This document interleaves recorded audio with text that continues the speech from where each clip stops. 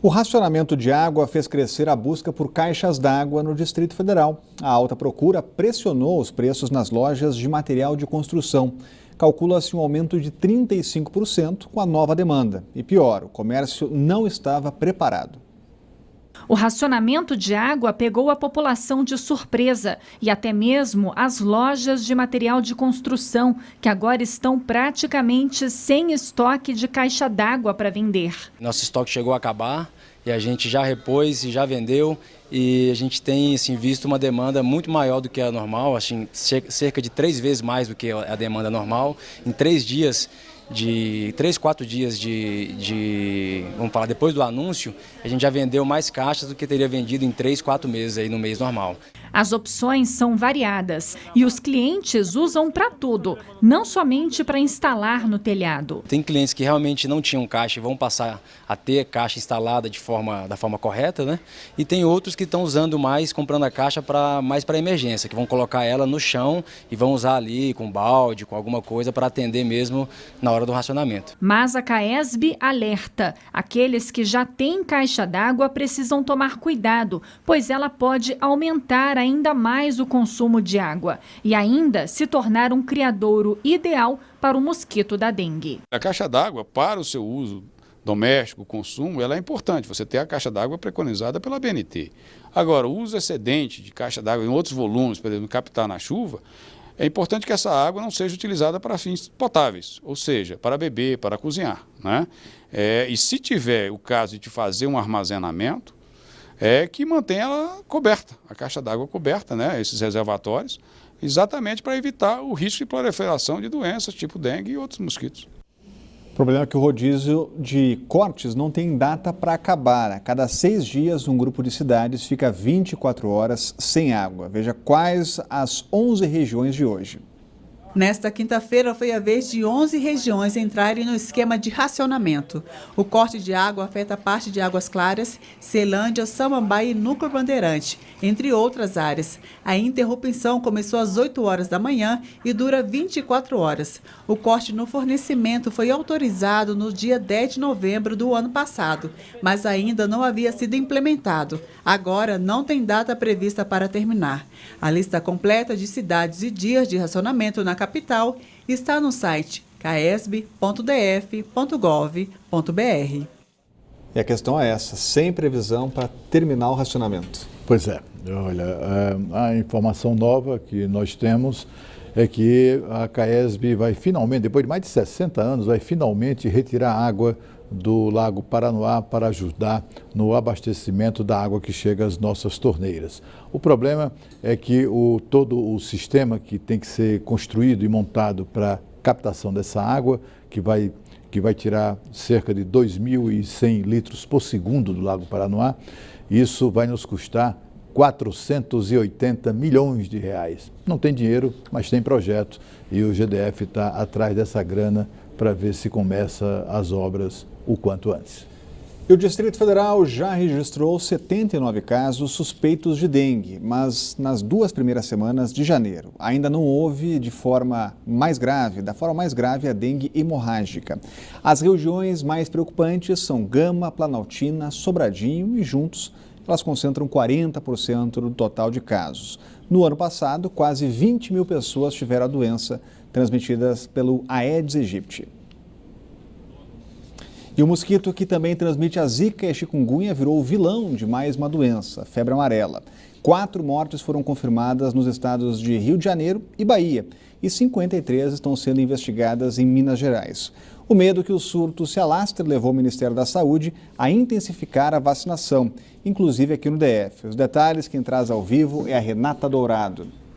Pois é, Rodrigo, olha só, aqui a gente está numa situação mais confortável, mas não quer dizer também que as pessoas devem ficar desatentas. Por exemplo, já faz parte do calendário do SUS infantil as crianças tomarem 2 doses da vacina contra a febre amarela. Então, crianças de 9 meses já podem tomar a primeira dose e crianças com 4 anos de idade devem tomar a segunda dose, de graça nos postos de saúde. Então, é importante os pais ficarem atentos. Este ano não foi registrado nenhum caso de febre amarela aqui no Distrito Federal, mas a gente sabe que em janeiro, especialmente nessa época do ano, as pessoas costumam viajar, vão para outras cidades. Então, tem esse alerta, como você bem disse, em Belo Horizonte. São mais de 200 casos já confirmados, 53 mortes estão sendo investigadas, o que levou o governo a reforçar doses extras, a enviar doses extras da vacina. Mais de 1.600.000 doses extras foram enviadas especificamente para o Espírito Santo, para o Rio de Janeiro e também para Belo Horizonte, ou melhor, para todo o estado de Minas Gerais. Ontem, o ministro da Saúde também falou sobre isso,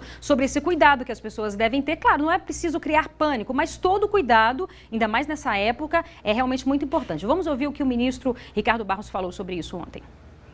O estado, eu diria que estamos em estado de alerta. Não temos uma epidemia, mas estamos em estado de alerta porque é preciso tomar as medidas adequadas para chegar no resultado que nós queremos de controle, a exemplo de São Paulo. Então, eu diria que a população deve procurar os postos de vacinação. Qual a população? Aquela que está nessa região no entorno da área da zona da mata, vamos dizer assim, de Minas Gerais, ali, Espírito Santo, Rio de Janeiro, aquela região é onde as pessoas devem procurar o mais rápido possível se vacinar. Não tem pressa, pode ser hoje, amanhã, semana que vem, as vacinas já estão disponíveis, né? E nós esperamos contar, de fato, com a mobilização da população.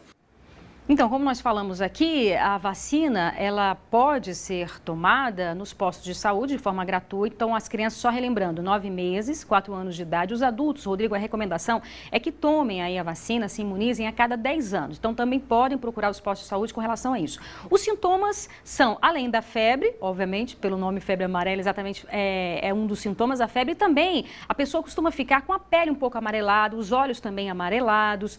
Tem casos que há quadros de vômito e também de diarreia. Então, qualquer um desses sintomas aí também é importante a pessoa ficar atenta, procurar o posto de saúde e também se imunizar. Rodrigo. Obrigado, Renata. Informações importantes. E olha, nova confusão no aeroporto de Brasília, envolvendo policiais militares e um motorista do Uber.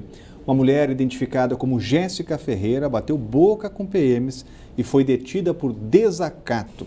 Ela é mulher do motorista que também brigou com policiais no fim da tarde desta quarta-feira.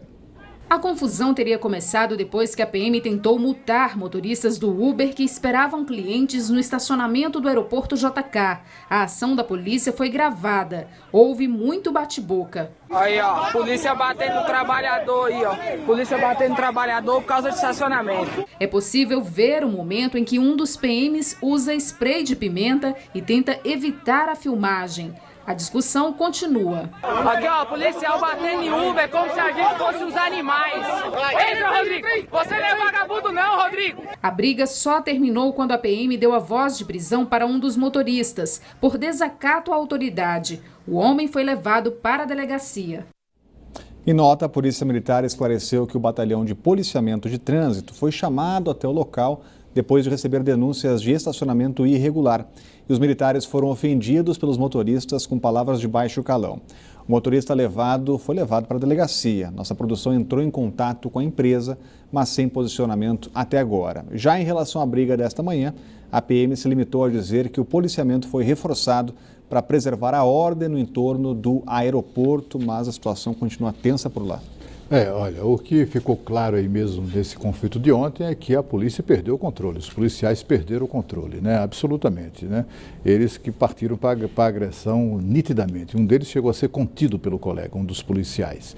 E há denúncias de que policiais militares parecem a serviço de taxistas lá no aeroporto de Brasília. São excessivamente agressivos com motoristas de Uber e complacentes com os taxistas. Bom, pelo sim, pelo não, é preciso que o comando da polícia, antes de apressadamente oferecer explicações para o comportamento absolutamente sem explicações dos seus homens, que apure antes os fatos adequadamente. Porque, afinal de contas, tanto Uber quanto taxistas são cidadãos que pagam impostos, são cidadãos que pagam os salários dos PMs, dos policiais, que não têm o direito de maltratá-los.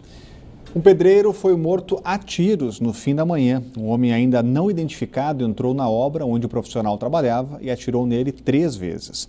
O pedreiro ainda tentou fugir, mas acabou morrendo a poucos metros do local do crime, na quadra 713 Norte. Você acompanha mais informações no Band Cidade, segunda edição, que começa às 6:50 da noite. E a seguir tem mais Lúcio Mauro Filho no Minha Brasília, com Daniel Zucco. Band Cidade volta já.